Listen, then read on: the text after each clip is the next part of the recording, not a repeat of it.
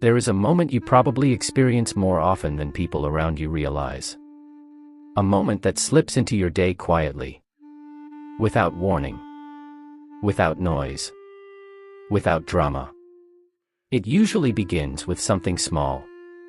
A sentence you spoke too quickly. A message you sent and immediately reread. A reaction on someone's face that lasted barely a second. Something that anyone else would forget in an instant. But you don't. Because you felt it. You noticed it. You absorbed it. And long after the moment ends, your mind keeps replaying it like a scene that refuses to fade. Most people move on. They laugh. They talk. They continue. But inside you, something begins to shift. A tiny question forms. So faint you can barely hear it. Did I say that wrong? Did they misunderstand me? Why did they look like that? Should I have said something else? And before you know it, the moment is no longer just a moment. It becomes a thought. A thought becomes a replay. And a replay becomes a loop. For people who overthink every small detail, thoughts don't end when the moment ends. They continue living inside you. In your chest. In your breathing. In the quiet corners of your mind. Where no one else can see. Overthinking doesn't start loudly. It starts softly. With a slight tightening in your stomach. Or a whisper of discomfort that says, something here needs your attention. The rest of the world doesn't notice. They see your smile. They hear your normal voice. They believe you're present. But you are living in two worlds at once. The world in front of you. And the world in your mind. Where the moment is still replaying. You aren't imagining scenes for drama. You're imagining them for clarity. You want to understand what happened. Why it happened. What it meant. And what you should have done differently. Every detail becomes evidence. Every expression becomes a clue. Every pause becomes a possibility. And the more sensitive you are, the deeper your mind digs. People often say, you think too much. As if thinking is a switch you can turn off. But overthinking isn't thinking. It's feeling. It's noticing details others ignore. It's caring about things others overlook. It's wanting to avoid hurting anyone. Even by accident. It's wanting to be understood. Without becoming overwhelming. Overthinking is not a flaw. It is emotional awareness that does not know where to rest. Some people replay conversations. Others replay expressions. Some replay the silence between words. Because silence, to an overthinker, is never empty. It's full of possibilities. Good ones. Bad ones. Imagined ones. Feared ones. And the most exhausting part is not the replay itself. It's the looping. The way the mind circles around the same thought. Trying to find relief that never comes. You tell yourself, it doesn't matter. But it still matters. You tell yourself, they didn't think about it. But you still think about it. You tell yourself, I'm being dramatic. But your chest still feels tight. Your thoughts still move like waves. Your emotions still replay the moment. Because your mind is trying to protect you. From embarrassment. From rejection. From misunderstanding. From regret. Overthinking is a survival instinct that learned to work too hard. People who overthink don't do it for fun. They do it because their mind is always scanning. For danger. For mistakes. For emotional cracks. That might lead to hurt later. It's not that you don't trust others. It's that you've learned. You can't always trust moments. Moments shift. People shift.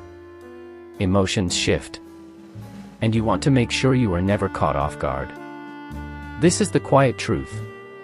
Overthinking feels like a battle between a heart that wants peace and a mind that wants safety. And in that space between peace and safety, your thoughts begin to multiply. Not because you're weak, but because you feel deeply. And in a world that moves so quickly, deep feelers rarely feel safe enough to simply let things go.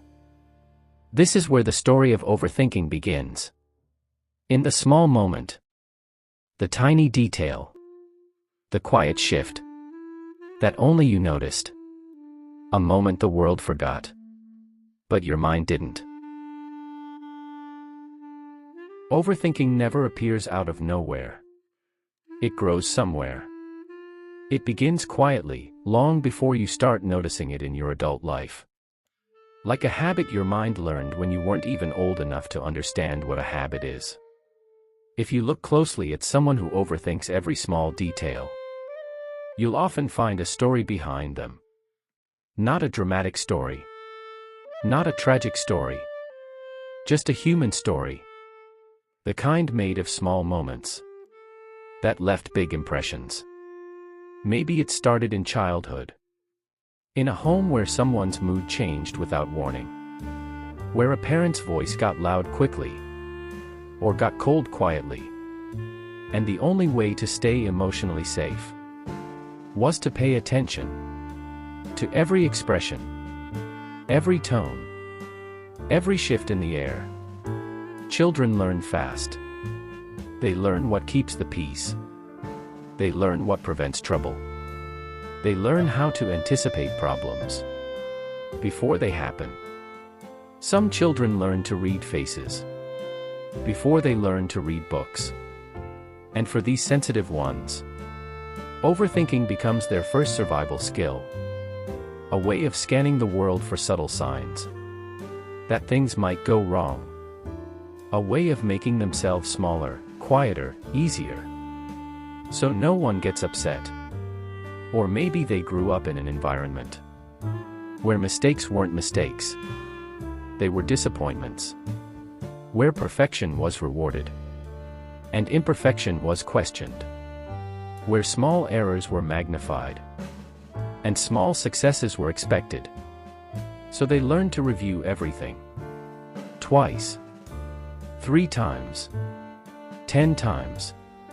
Because somewhere inside, they felt that being careful enough could protect them from being criticized. Some children grow up with pressure so soft it doesn't look like pressure. A calm household. A loving family. A subtle expectation to do well. To be good. To not make things difficult. And the child, wanting so badly to be loved, learns to overthink as a way to make themselves worthy of that love. Others grew up with silence. Not the peaceful kind. The heavy kind. The kind where emotions were never discussed. Where no one asked, "How do you feel?" Or, "Are you okay?" Children who grow up in emotional silence learn to fill in the blanks by themselves. They imagine meanings. They analyze small details.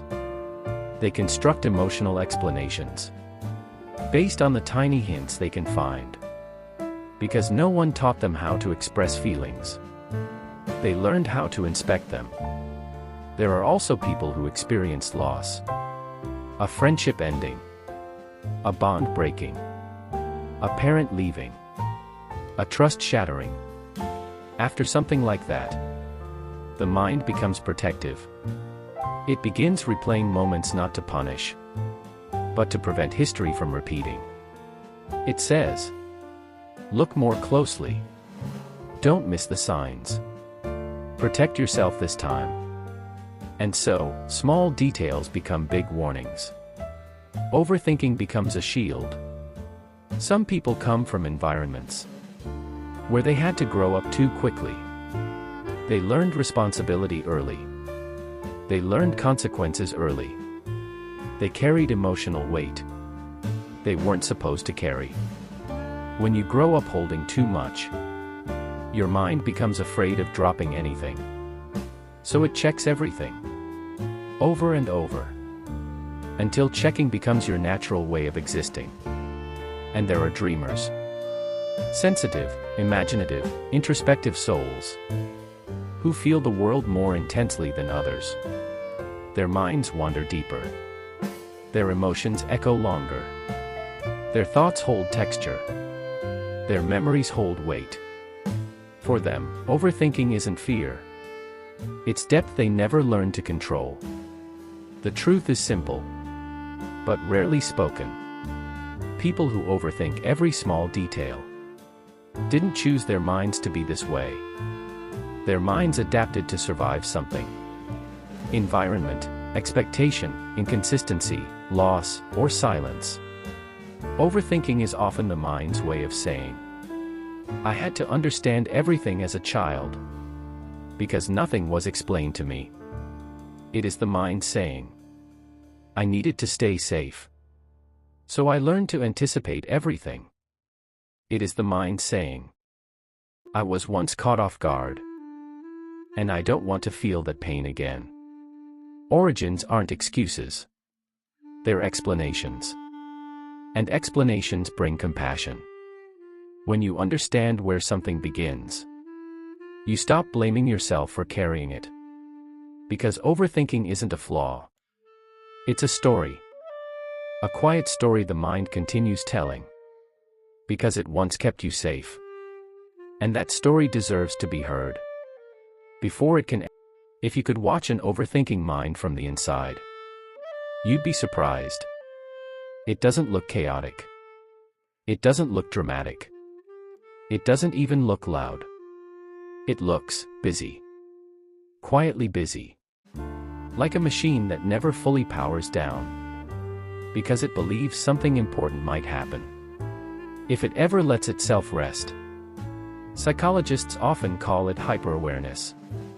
A state where the mind constantly scans for meaning, danger, inconsistency, and emotional signals. Other people don't notice. But to someone who overthinks, it doesn't feel like hyperawareness. It feels like normal. It feels like just how my mind works. Because overthinking isn't random. It follows patterns. It follows rules. It follows old fears disguised as logic. And underneath those patterns, there are 3 psychological processes that silently shape everything. 1. The brain's threat system. Your mind is built to protect you. But for overthinkers, the threat system was turned on too early, or stayed on too long. Every small detail feels like it might have meaning. Every small change feels like it might be danger. Every small silence feels like it might be rejection. It's not paranoia. It's sensitivity. The mind is simply trying to catch problems before they hurt. So when someone's tone shifts, you notice. When someone's message sounds different, you analyze. When someone pauses before answering, you replay it later. To others, it looks like overreacting. But inside, it feels like preparing. 2. Emotional memory. Overthinkers remember feelings more deeply than events. A moment that lasted 5 seconds can stay inside them for 5 days. Because the brain stores emotional memories in a different, more active part of the mind. And for sensitive people, that part is stronger. So when something small happens today, your mind connects it to something similar that happened years ago. A time you were embarrassed. A time you felt misunderstood. A time you lost something. A time you were blamed. Your mind isn't trying to torture you. It's trying to warn you. This feels like that old pain. Be careful. But the body reacts the same way. Even when the danger isn't real anymore. 3. The looping effect. Overthinking works in loops. And those loops have a pattern. Trigger thought emotion meaning replay trigger again. You relive the moment to feel prepared. You replay the moment to avoid future regret. You analyze it to find closure. But the closure never comes. Because your mind always finds one more possibility. One more angle. One more meaning. One more what if. This looping isn't stubbornness. It's the mind looking for a feeling that never arrives. Certainty. Certainty is the drug overthinkers chase, but never receive. Why overthinking feels so heavy? Because the brain processes imagined scenarios almost the same way it processes real ones. If you replay a moment 12 times, emotionally, your body experiences it 12 times.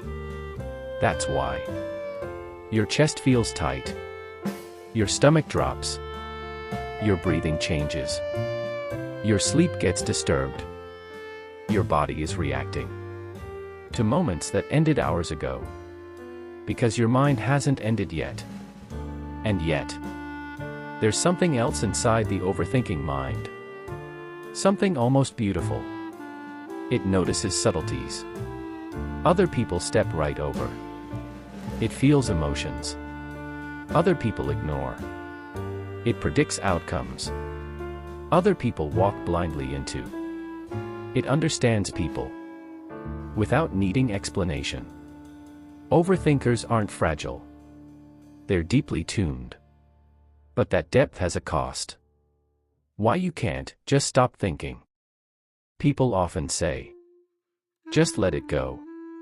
Don't think about it. Move on. But the overthinking mind cannot do this on command.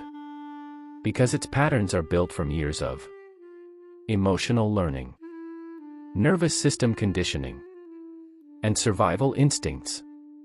You're not thinking too much because something is wrong with you. You are thinking too much because your mind learned that thinking keeps you. And here is the quiet truth. Overthinking is not about the detail itself. It's about the fear hidden behind the detail. The detail is the doorway. The fear is the room inside. Your mind revisits the doorway again and again, because it hopes this time the room will feel different. But it rarely does. Not because you're broken, but because no one ever taught you how to leave the doorway behind. That learning begins later. But first, you must understand the conflict inside the overthinking mind. The tug of war between fear and control, between memory and meaning, between protection and exhaustion. There's a moment inside every overthinker that no one else sees. A moment that doesn't happen on the outside, but deep within the quiet walls of their mind. It begins the second something small happens. A look, a tone, a pause, a sentence that felt slightly off. The world moves on, but your mind doesn't. Something inside you freezes in place, as if the moment deserves a deeper examination before it's allowed to fade. And that's where the conflict begins. Because a part of you wants to let it go, wants to relax, wants to breathe and say, it's fine. It's nothing. It doesn't matter. But another part of you refuses. A deeper, older part. A part shaped by years of being cautious, careful, alert, prepared. That part whispers, what if it does matter? What if you missed something? What if you misunderstood? What if you embarrassed yourself? What if there's something here you need to fix before it becomes something worse? And suddenly, the mind splits into two selves. The self trying to move forward, and the self trying to go back and double-check everything. This is the war of overthinking. Not loud. Not violent. Just constant. A quiet tug of war. Between wanting peace and wanting certainty. You try to distract yourself. You scroll through your phone. Open apps you don't care about. Try to continue your task. Try to focus on something else. But your mind keeps pulling you back. Like a hand tapping on your shoulder. Every few seconds saying, "Hey, look at that again." And so you look. You replay the moment. Again. And again. And again. Not because you enjoy it, but because your mind refuses to leave it alone. Until it feels safe. You begin reviewing your own actions. As if you are both the person living the moment and the person analyzing it. You step outside yourself, watching your expressions, your tone, your words, trying to understand what others saw. You search for mistakes, even when there were none. You search for danger, even when everything was normal. You search for meaning, in moments that were meant to pass. But the mind won't listen. And then the resistance sets in. You feel frustrated with yourself. Because logically, you know. You're thinking too much. You know this shouldn't matter. You know the moment is gone. You know the replay is useless. But logic and emotion have never shared the same timing. Emotion always arrives first. Logic always arrives late. And that delay